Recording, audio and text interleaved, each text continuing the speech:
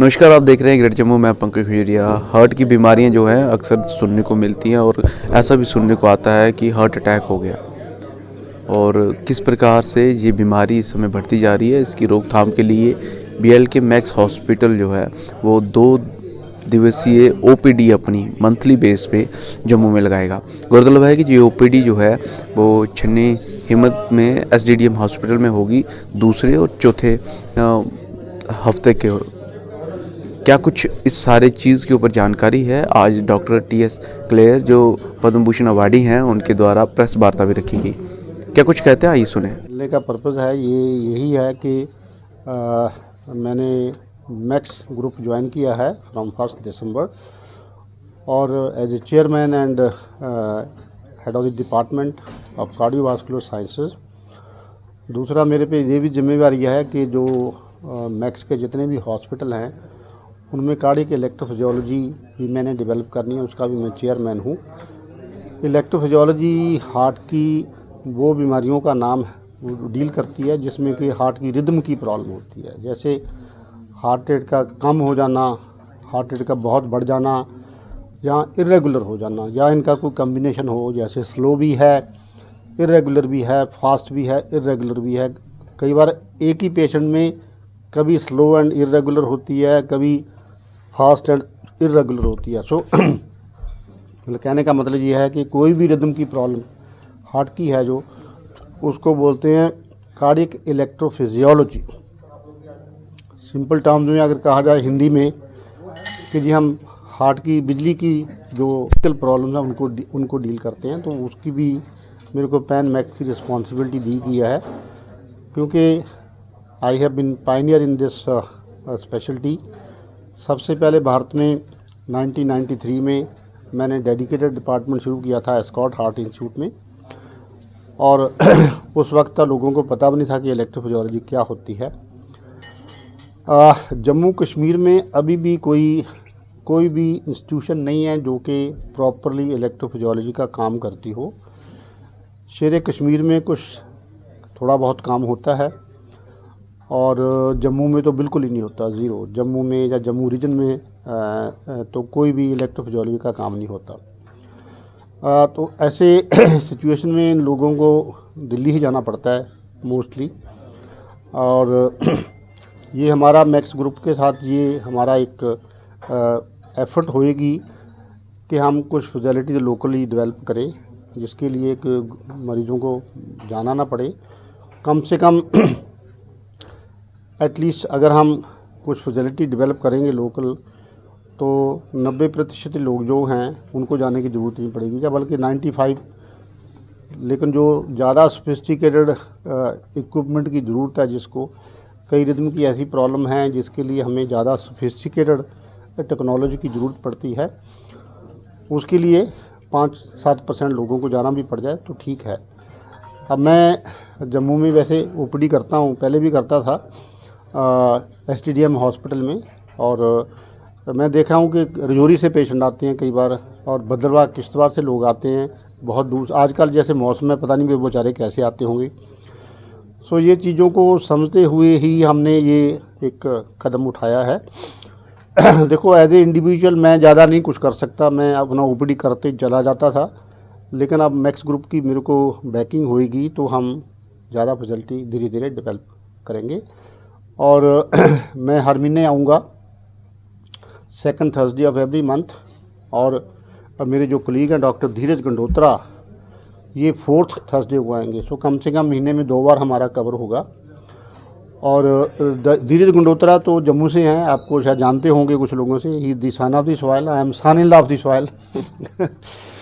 सो मेरा ख्याल है कि इस कोऑर्डिनेशन में हम ज़्यादा लोगों की जो हार्ट की बीमारियों का इलाज हम कर पाएंगे। हार्ट की बीमारियां बहुत इम्पॉर्टेंट बीमारी बन गई है। आप लोग सुनते होंगे कि आजकल तो यहाँ तक बुरा हाल है कि 30 साल की, 35 साल की, 25 साल के लोगों को हार्ट अटैक होकर डेथ हो जाती है।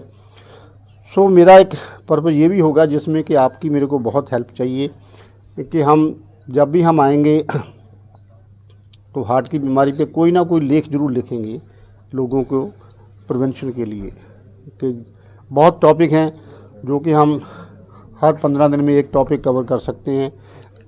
चलो जी, ब्लड प्रेशर ले लिया, या अंजाइना हो गया, हार्ट अटैक क्या है, सडन डेथ क्यों हो जाती है और उसको कैसे, बहुत ऐसी सब्जेक्ट हैं जो कि हम धीरे धीरे करके कॉमन लैंग्वेज में, जो कि आम आदमी समझ सके, उसमें कोशिश करेंगे कि हर 15 दिन कोई ना कोई लेख आपको लिख के देंगे जो कि आप यूज़ कर सकते हो आप मीडिया में। और मैं समझता हूँ कि सबसे बड़ी कंट्रीब्यूशन जो कोई डॉक्टर या मेडिकल प्रोफेशन कर सकता है अपने समाज के लिए, वो है कि अगर हम बीमारी को प्रिवेंट करें, क्योंकि प्रिवेंशन सबसे अच्छी चीज़ है। प्रिवेंट अगर हो जाए तो सेहत ठीक रहती है। दूसरा है कि इंसान का खर्चा नहीं होता। हार्ट की बीमारियां का खर्चा महंगा है, हज़ारों में नहीं लाखों में है, तो इसलिए हमें एम्फेसिस देनी चाहिए बेटर क्वालिटी ऑफ लाइफ सब लोगों को, प्लस रेगुलर चेकअप होना चाहिए, मेडिकल चेकअप। इंडिया में ये बड़ा एक नेगेटिव पॉइंट है कि पढ़े लिखे लोग भी, मैं देखा दिल्ली में भी, ये नहीं कि रेगुलर चेकअप कराएं। जैसे हम चाहते हैं जी, जो भी अगर आपकी 35 इयर्स की उम्र हो गई है तो कम से कम साल में कुछ ना कुछ टेस्ट साल में एक बार होने चाहिए। जैसे ब्लड शुगर है, कोलेस्ट्रॉल है, ब्लड प्रेशर देखना है। जिसको बीपी की बीमारी नहीं है, कम से कम 6 महीने में तो अपना बीपी एक बार देखना चाहिए। जिन लोगों की फैमिली में ब्लड प्रेशर की बीमारी है या डायबिटीज़ की बीमारी है, उनको ब्लड शुगर और भी रूटीनली ज़्यादा करानी चाहिए। और तकरीबन 40 साल के ऊपर तो हम समझते हैं कि हर साल टीएमटी भी होना चाहिए, क्योंकि ईसीजी नॉर्मल होने का मतलब ये नहीं कि बीमारी नहीं है कोई। ये लोगों को बड़े वहम है, बहुत एक मिथ है कि जी मेरी तो ईसीजी नॉर्मल है, मेरे को हार्ट अटैक कैसे हो गया। ईसीजी नॉर्मल रहती है जब तक हार्ट में कोई डैमेज नहीं है, लेकिन ईसीजी ये नहीं बताती कि हार्ट वाली नाड़ियों में कोई ब्लॉकेज है कि नहीं। ईसीजी ये भी नहीं बताती कि हार्ट में कोई वैल्व लीक करता है या कोई वैल्व नैरो हो गया है। तो ईसीजी इन्फॉर्मेशन देती है, लेकिन हर चीज़ की इन्फॉर्मेशन ईसीजी में नहीं है। तो एक बार साल में सालाना कार्डियक चेकअप मैं बहुत स्ट्रांगली रिकमेंड करता हूं कि लोगों को कराना चाहिए, उससे बहुत बचत हो सकती है। दूसरी चीज़ हमें ये समझने की ज़रूरत है कि इंडिया में लोगों को ये नहीं पता हार्ट अटैक क्या होता है और हार्ट अरेस्ट क्या होता है। कोई आदमी की पेपरों में भी आता है कि जी फलां बंदा ठीक ठाक था, नींद में उसकी डेथ होगी या कोलैप्स करके डेथ होगी। डेथ की डेफिनेशन है वो ये डेफिनेशन है कि अगर किसी इंसान की सिम्टम शुरू होने से लेके डेथ तक ये टाइम पीरियड 1 घंटा है, 1 घंटे के अंदर अंदर डेथ हो जाए, उसको सडन डेथ कहते हैं। और सडन डेथ जितनी भी होती हैं, ये समझ लो कि ऑलमोस्ट 96% वो हार्ट की वजह से होती हैं, कार्डियोवास्कुलर होती हैं। कुछ ऐसी चीज़ें हैं जिसमें सडन डेथ हो सकती है, जैसे अगर ब्रेन में बहुत मैसिव ब्लीडिंग हो जाए, सडनली कोई नाड़ी फट जाए या कोई पेट की नाड़ी फट जाए, कई बार ब्लीडिंग हो सकती है, पेट से भी हो सकती है, तो आदमी की सडन डेथ हो सकती है। लेकिन by and large 95% heart related problem होती हैं। और उसमें क्या होता है कि बेसिकली जब भी ये सडन डेथ होती है, इसका मतलब ये नहीं कि हार्ट अटैक हो रहा है। 85% जो सडन डेथ होती हैं उसमें हार्ट अटैक नहीं होता, उसमें पहले ही उस मरीज़ को कोई हार्ट में डैमेज होता है। लेकिन दुख की बात यह है कि इंडिया में पता नहीं होता लोगों को, क्योंकि उन्होंने चेकअप नहीं कराया होता, जैसे ईसीजी या एको नहीं कराया होता। अगर किसी वजह से हार्ट की जो पंपिंग कैपेसिटी है, देखो हार्ट पंप है, बेसिकली हार्ट का काम है पंप करना।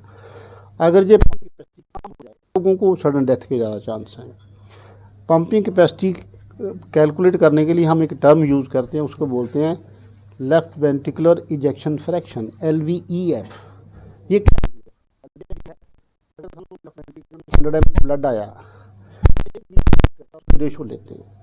नॉर्मली क्या होता है कि ये इजेक्शन फ्रैक्शन 55% से ज़्यादा होना चाहिए। जैसे 100 ml ब्लड आया, एक बीट में वो 55 या 60% बॉडी में इजेक्ट करेगा। अगर यही फिगर 35% से कम हो गई तो हम उसको खतरा रहता है। तो अगर हम एको कराते हैं, किसी का इजेक्शन फ्रैक्शन 35% निकलता है या 30% निकलता है, उसको सीरियसली इन्वेस्टिगेशन करानी चाहिए। पहली तो हमारी अटैम्प्ट होती है कि भी उसका कारण पता करें कि क्यों डैमेज क्यों हुआ, और अगर उसको इलाज करके दवाई से या स्टेंट बाईपास से हम उसका इंजेक्शन फ्रैक्शन बढ़ा दें, फिर उनको सडन डेथ के रिस्क। लेकिन अगर हम बढ़ा नहीं सकते, दवाई भी इस्तेमाल कर ली, स्टेंट भी इस्तेमाल कर लिया, लेकिन फिर भी पंपिंग कैपेसिटी 35% से कम, एक छोटी मशीन डालते हैं बॉडी में जिसको आईसीडी मशीन है, जैसे की जो डिवाइस है ये 24/7 हार्ट को मॉनिटर करती है कि अगर पेशेंट को कार्डियक अरेस्ट हो भी जाए, ये 10-15 सेकंड में, 10-12 सेकंड में डायग्नोज करके ऑटोमेटिकली बिजली का शॉक दे सकती है। आपने कई फिल्मों में देखा होगा ना, डॉक्टर बचाने के लिए बाहर से शॉक देते हैं। तो अगर बल्कि हार्ट अरेस्ट होता है, सबसे ज़्यादा जो इफ़ेक्टिव तरीका है बंदे को सेव करने का वो है इलेक्ट्रिक शॉक देना होता है, डीसी शॉक कहते हैं उसको। लेकिन डीसी शॉक तो तब दोगे ना पेशेंट अगर हॉस्पिटल में होगा, तो बाहर अगर होगा तो कैसे होगा। अगर बाहर कार्डियक अरेस्ट होती है तो सीपीआर ही कर सकते हैं। सीपीआर भी इंडिया में मैं कहता हूँ 2% लोगों को भी नहीं पता कि सीपीआर होता क्या है। उसके लिए भी बल्कि मैं एक आपकी सेपरेट क्लास लूँगा, सीपीआर समझाऊँगा सबको आपको। मैं तो ये चाहूँगा बल्कि कि आम लोग जो हैं जैसे उनको भी सीपीआर आना चाहिए। बेसिक फंडा क्या है कि अगर आदमी कोई आपके सामने कोलैप्स करता है क्या करना है।